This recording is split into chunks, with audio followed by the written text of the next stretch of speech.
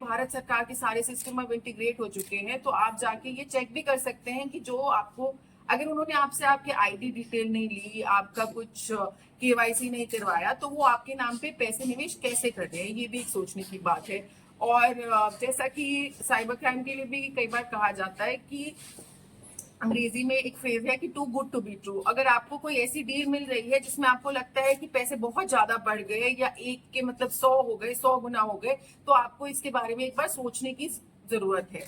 ये पुराना सिस्टम है। पहले इसको पॉन्जी स्कीम या पिरामिड स्कीम कहते थे, थोड़े पैसे डालोगे ज्यादा हो जाएंगे। अब कंप्यूटर के आने के बाद ये साइबर के तरीके से किया जा रहा है। इसमें कोई रिकवरी तो नहीं है? रिकवरी पे भी जुटे हैं। बेसिकली जो आपका फ्रीज अमाउंट है, जो वापस ऑर्डर हो गए हैं कोर्ट से, वो रिकवरी अमाउंट ही है जो 1.38 करोड़ का तो है। इसमें कितनी ट्रांजैक्शंस में ये सारा पैसा गया था? पहले 38 लाख की पहली ट्रांजैक्शन है जो मुश्ताक द्वारा प्रोवाइड करे गए बैंक अकाउंट में है, और फिर ट्रांचेस में ये ट्रांजैक्शंस होते रहे हैं। तो जो हमारे पास अलग अलग बैंक अकाउंट्स हैं और अलग अलग लेयर्स हैं कि पहले इसको गया, पहले इसको गया, तो उसको हम अभी ट्रैक करें कि एग्जैक्टली कितने बनेंगे। बट फर्स्ट ट्रांजैक्शन मुश्ताक के खाते में 38 लाख की है। मैम, इसके पहले भी कोई मसला पुलिस ने इतनी बड़ी कोई रिकवरी कभी कराई है? कोई ऐसा कोई केस आया है? देखिए, टोटल जो रिकवरी अमाउंट है साइबर थाने का, सारे केसेस मिला के वो काफी ज्यादा है।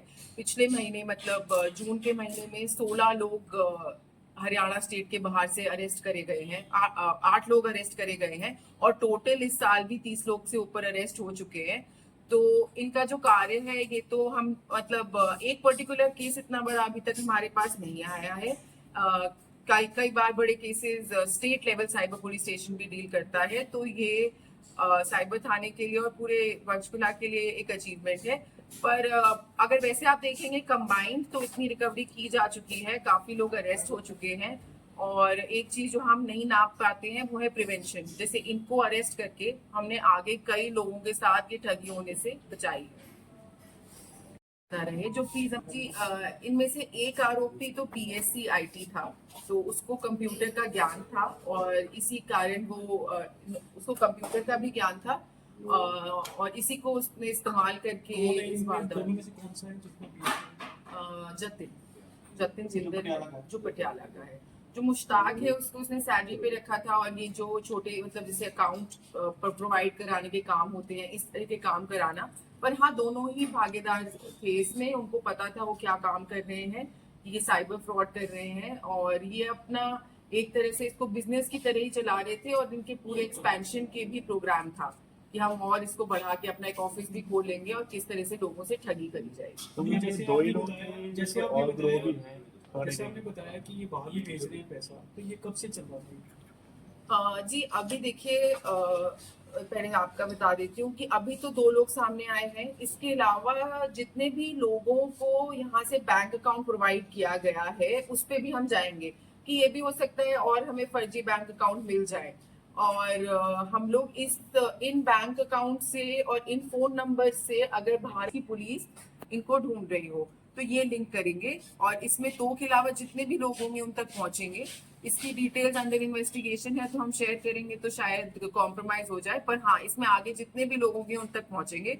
और दूसरे में आपके सवाल पे आऊँ तो ये जो पूरा सिस्टम है, ये जो बैंक अकाउंट्स हैं, ये तो अभी प्रोवाइड करे गए हैं। पर हम जो व्हाट्सएप की चैट्स हो गई या पुराना कुछ डिलीटेड डेटा हो गया, इसको फॉरेंसिक एनालिसिस के बाद निकालेंगे कि ये पैसा कैसे मूव करा है, भारत के बाहर ये पैसा कैसे जा रहा है, और अगर हमें किसी अतिरिक्त एजेंसी को भी इसकी सूचना देनी पड़ी तो हम वो देंगे। जो आपके शिकायत करता है वो करते क्या, बिजनेसमैन है क्या? हाँ जी, वो बिजनेस करते हैं जी। इस टीम में कौन कौन लोग शामिल थे? इस टीम में एसीपी मनप्रीत सुदन है, उनकी लीडरशिप के under SHO cyber inspector Lalit, और हमारे आईओज हमारे 2 IO sub inspector Sukhvinder Singh, और वो रीडिंग टीम में कांस्टेबल सुनील कुमार। वैसे तो वो पूरा साइबर पुलिस स्टेशन साथ काम करता है। जैसे कुछ लोग अगर पकड़ने में थे तो बाकी लोग ये पैसे वापस दिलाने में थे, कुछ लोग ये कंप्लेंट को ऑनलाइन फॉलो अप करने में ताकि ये पैसे फ्रीज हो जाए, बाकी लिंक। तो पूरा साइबर पुलिस स्टेशन साथ मिलके ये काम करता है। तो मैं भी कैसे लोगों को कन्वर्ट करता है कि कोई लिंक या ओटीपी का मैसेज इस तरह जी से? देखिए, ये बहुत एक नया तरह का फ्रॉड आजकल बहुत ज्यादा प्रचलित हो गया है। इसमें ये क्या करते हैं, लोगों को एक तरह से लोभ देते हैं कि आपके इतने पैसे इतने हो जाएंगे। ये तो व्हाट्सएप ग्रुप के थ्रू कर रहे थे। कई बार ये क्या करते हैं, वेबसाइट फेक बना देंगे, पूरी की पूरी वेबसाइट ही फेक होगी। आप उसमें अपने पैसे निवेश करेंगे तो आपको दिखाएगा कि आपका, चलिए देखिए, 1 लाख के 6 लाख हो गए।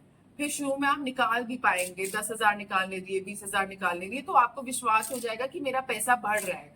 पर ये एक्चुअली बढ़ता नहीं है, और एंड में जब आप अपने पैसे निकालना चाहेंगे तो वो बिल्कुल जीरो हो जाएगा। कभी तो वेबसाइट बंद हो जाएगी, कभी व्हाट्सएप ग्रुप का वो नंबर ही रिस्पॉन्ड करना बंद कर देगा। इस तरह का कार्य होता है।